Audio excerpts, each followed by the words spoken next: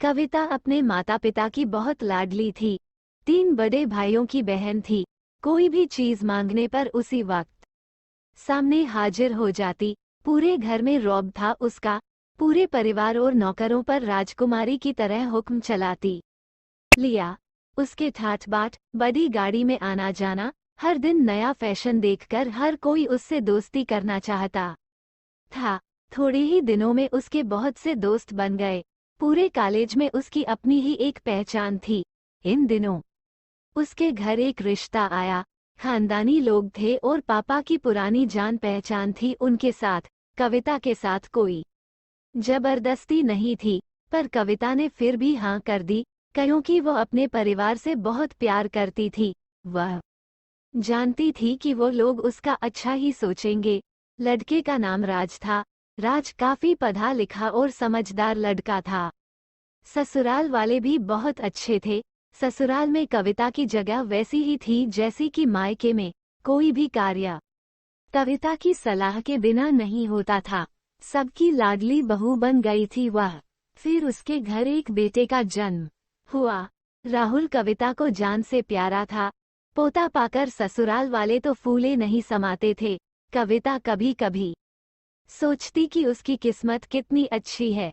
उसका हर अपना उसे कितना प्यार करता है, चाहे जीवन में कैसा भी समय आए। मेरे अपने हमेशा मेरे साथ हैं। मैं कभी अकेली नहीं हो सकती। कितनी खुशकिस्मत हूँ मैं। पर शायद कविता की खुशियों को उसकी अपनी ही नजर लग गई थी। एक दिन वो मायके जाने की जिद कर बैठी। राज को बहुत काम था, लेकिन वो फिर भी उसे ले गया। रास्ते में उनकी गाड़ी अन्य गाड़ी से टकरा गई। कविता, राज और राहुल बहुत बुरी तरह से जख्मी हो गए। काफी दिनों के इलाज के बाद राज और राहुल तो ठीक हो गए, लेकिन कविता पूरी तरह ठीक ना हो सकी। सर पर चोट लगने के कारण वो अपनी आंखों की रोशनी खो बैठी। अब कविता की किस्मत जैसे उल्टे पांव चलने लगी। मायके वाले कुछ दिनों तक उसे मिलने आते रहे, फिर कभी कभार फोन ही करके पूछ लेते कि अब कैसी हो। धीरे धीरे ये सिलसिला भी कम हो गया। ससुराल वालों की सहानुभूति भी कम होने लगी।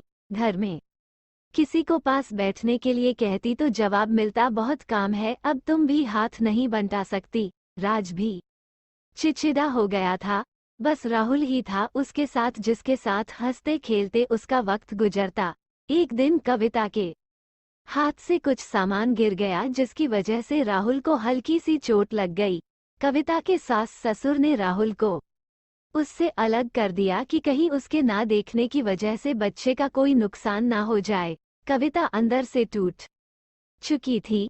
एक दिन उसने सबके सामने मायके जाने की इच्छा रखी तो राज उसे तुरंत मायके छोड़ आया, जैसे कि वह भी यही चाहता था।